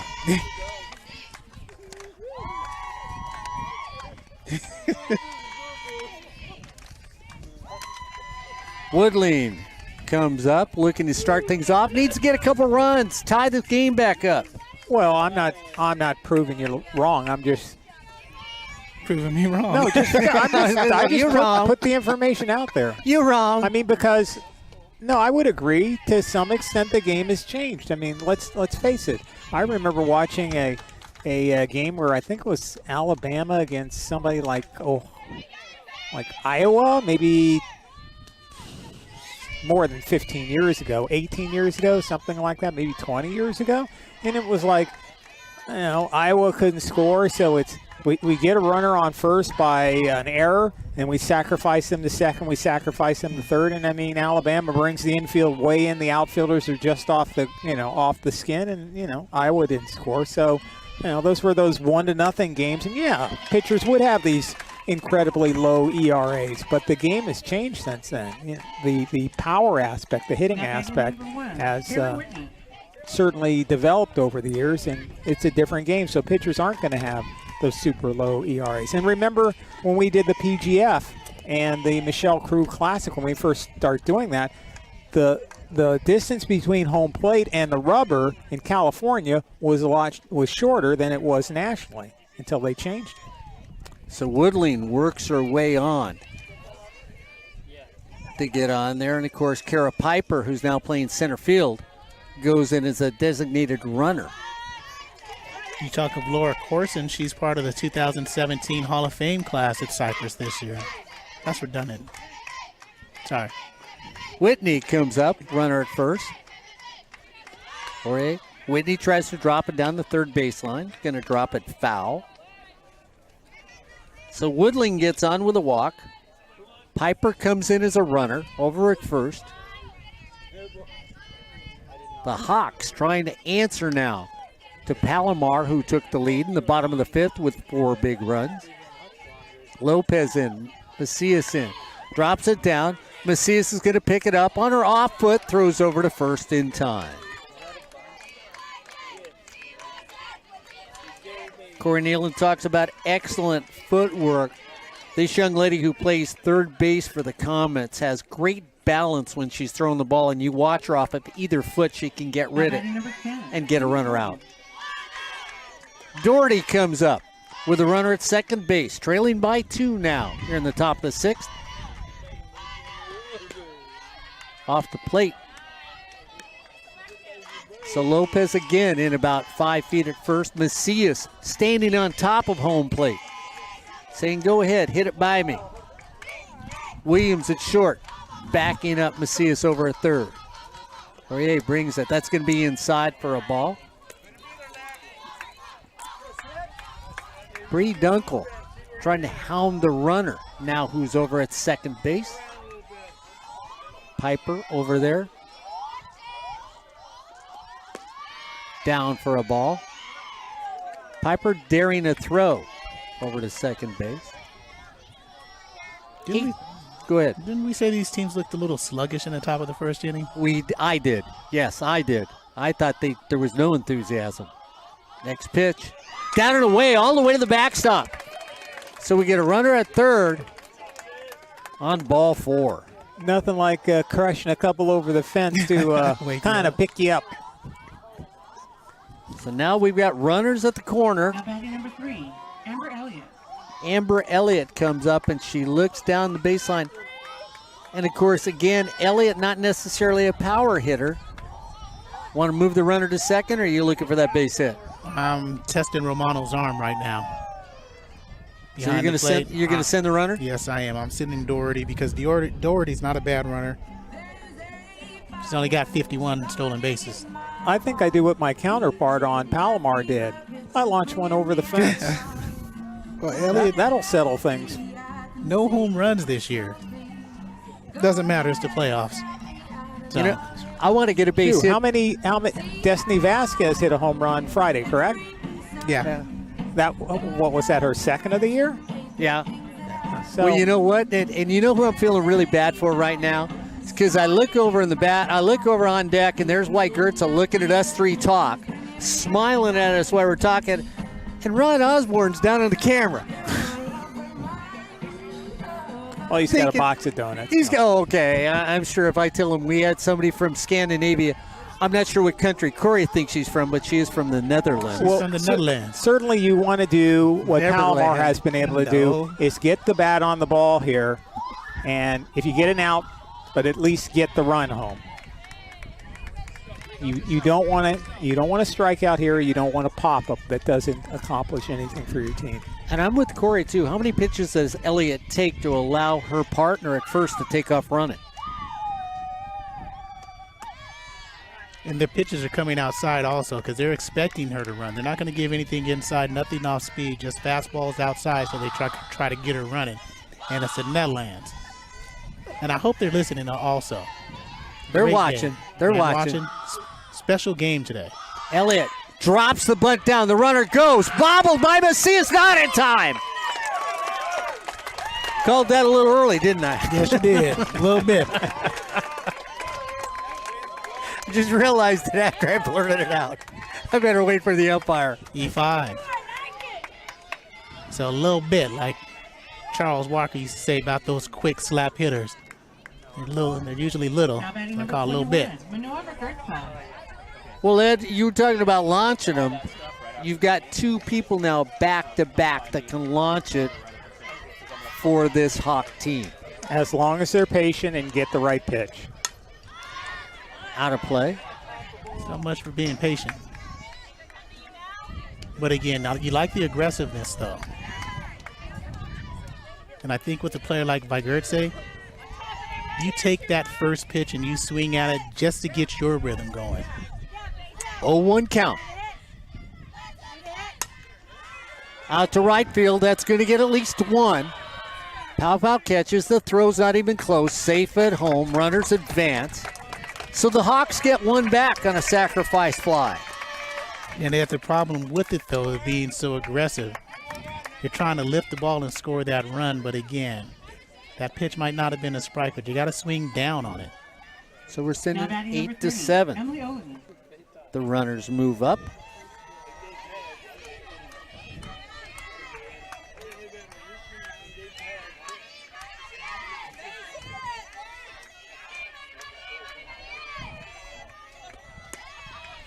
Off the plate for a ball. They've done this with no hits. And they gave, actually, it looks like they gave her a hit on that. Who? Doherty. No, that wasn't a hit. I'm with you. That's not Or a not hit. Doherty, but Elliott. Yeah, they gave her a hit, not an error. Oh, well, that's not in my book, so my book's going to be wrong. Sorry. I can't give that a hit. Two people touched that and kicked it. It's not soccer, it's softball. 2-0 count. On the corner. Corey Neyland's going to take a thing and say, let me line it up. 2-1's the count. See, my partner to my left said the same thing. That's a little bit outside. 2-1 count. Easy drifting, fly ball, settle underneath it, and you get the third out. But the Hawks get one run back. One run on no hits. One error. And two left on base. As we head to the bottom of the sixth, it's the Comets 8, the Hawks 7. You're watching the CCCAA Super Regionals from Cypress College on Sportsnet USA.net. Ed Ford, Corey Neyland, Ryan Osborne down the line. We have seen some exciting softball all day long today, guys. For these three games that we have seen, no blowouts. It looked like there was a blowout. Close first game. Looked like second game might be a blowout. Then it closed up. Looked like it might be a mercy. It wasn't.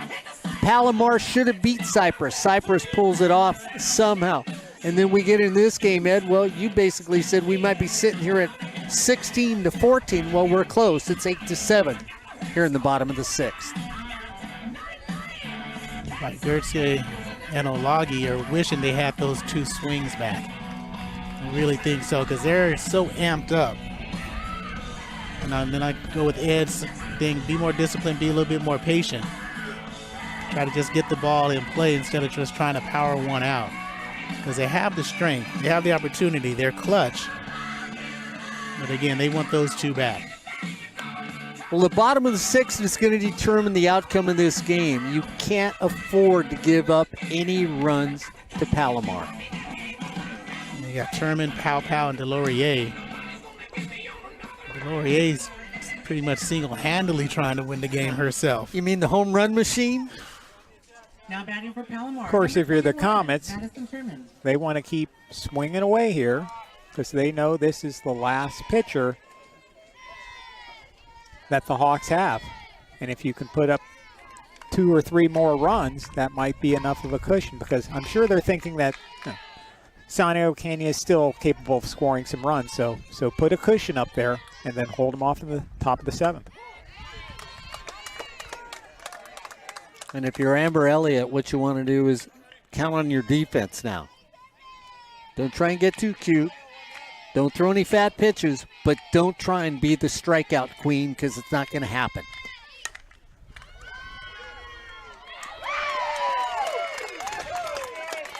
Well, Corey, when I say count on your defense, you don't count on your defense and say to Sidney Doherty, make an outstanding play in left field for me on the first out. That's exactly what you meant. Now batting number Let the 33, defense Jerry Maguire you. Pow. Well, she did on that one.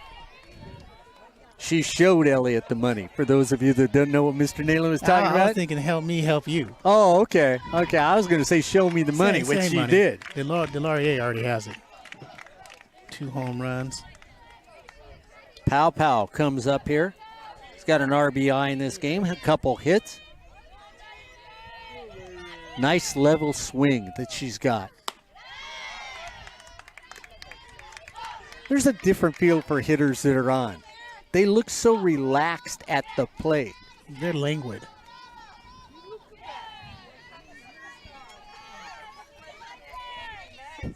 No, they really are. That's a good word. No, you're right. Oh, where? Oh.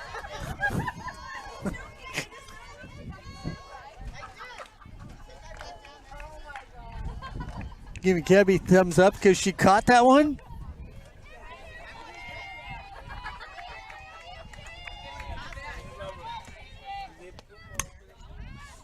Deep fly ball, settle underneath it. Elliott's got it, brings it in. Oh, that's Piper out there. Elliott's in the circle. That would have been a long run for her. So Kara Piper pulls that in. Well, Amber didn't make any errors during the regular season, so hey, why not? Why not? She fielded all those different positions. Delorier comes up now, and she really has been the star of the show for this Palomar team the entire day. She pitched a magnificent first game against Cypress College. And then in this half, well, let me tell you, talk about power, not 1, not 2, off-speed pitch for a strike. But she's got 2 home runs in this game, and it is because of her. Her team is in the lead right now, 8-7. Down and away for a ball. And we talk about somebody who has done it all. She did it in the first game against Cypress, and she's doing it again in the second game against the Hawks. Right there. Easy little out. Soika picks it up, goes over to first. 3 up, 3 down, a fast. Bottom of the 6th. They're down by 1, maybe their last chance. Santiago needs 1 to tie, 2 to take the lead as we head into the top of the 7th of the Super Regionals here at Cypress on Sportsnet USA.net. Remember, we've got 12 noon tomorrow, the championship game. Cypress takes on whoever wins this game. And, of course, if Cypress, for some reason, does not win that first game, then we have a 2 o'clock game tomorrow on Sportsnet USA.net. Want to thank all the colleges that have made this possible. Everybody that is participating in the Super Regional, we at Sportsnet USA.net want to thank. They have been absolutely wonderful to all of us, to Mr. Ford, to myself, Mark Pavlovich, to Ryan Osborne, to Corey Neyland, to everybody that's been involved in our broadcast, and of course, the ladies that we interviewed, and even Brad Pickler. Don't want to make him one of the ladies. I can't say anything but nice things about the ladies and the Brad Pickler that we got to interview here on sports@usa.net. Thank you for your time. You made this season for us in community college softball. And yes, Ed Ford and I do know what Lisa's going to have. We're going to let everybody else wonder why we know. We did an interview with her, that's why. That's why we know. But yeah, we'd like to thank Lisa for being gracious enough to let us come out and speak with her. Also, Brad Pickler took the time out of practice to talk with us. And Cody Murray. We also talked with Lisa Marshall from Maloney. And then we spoke with Sia Mau Solo, Alan Hancock, Yasmin Mosadeghi from Southwestern, Cassidy Bell from Taft, and also Kim Nutter from Santa Ana College. So, yeah, all very gracious coaches to do the interviews with us here on sportsnetusa.net. Thank you, everyone and all of you, for making that possible. Down by 1, top of the 7th. Need 1 to tie, 2 to win, maybe. 3-0 count. Santiago trying to stay in this any way they can. Amelia Hensler, the sophomore, working away on base. 3-0 count. Takes that one down the middle. 3-1. I'm sure she was taken all the way there. Now here's an important pitch. Obviously, if you're the batter, you don't want to hit some little dribbler. 3-1, high and outside, so they get the tying run over at first base.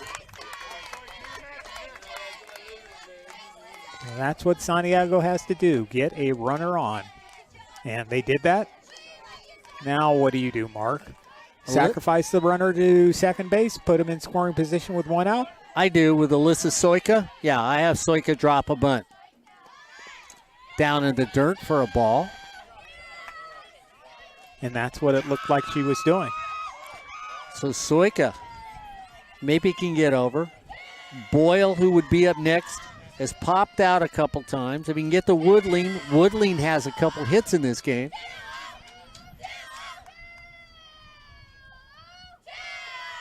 That one, down and away.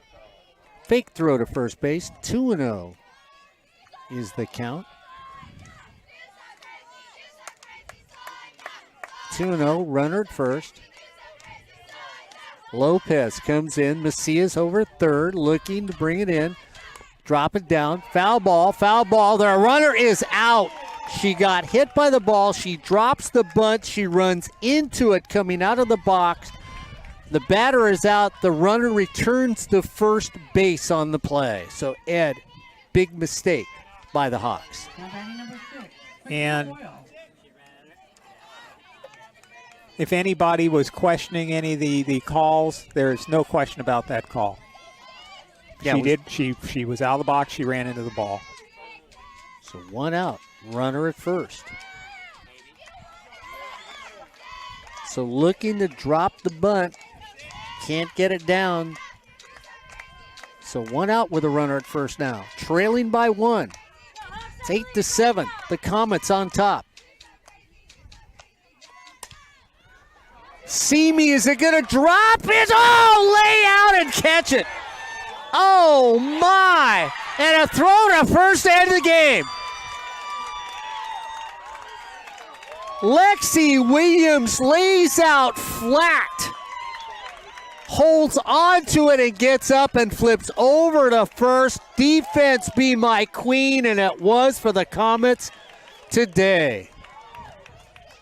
No runs, no hits, and nobody left on base as the Comets get an invitation to the final against Cypress College. 8 runs, 14 hits, and 2 errors for the Comets. 7 runs, 8 hits, 1 error, and 2 outstanding defensive plays. So the Comets will move on to take on Cypress College at 12 noon tomorrow. and see if they can take 2 from the undefeated Chargers here at Cypress College.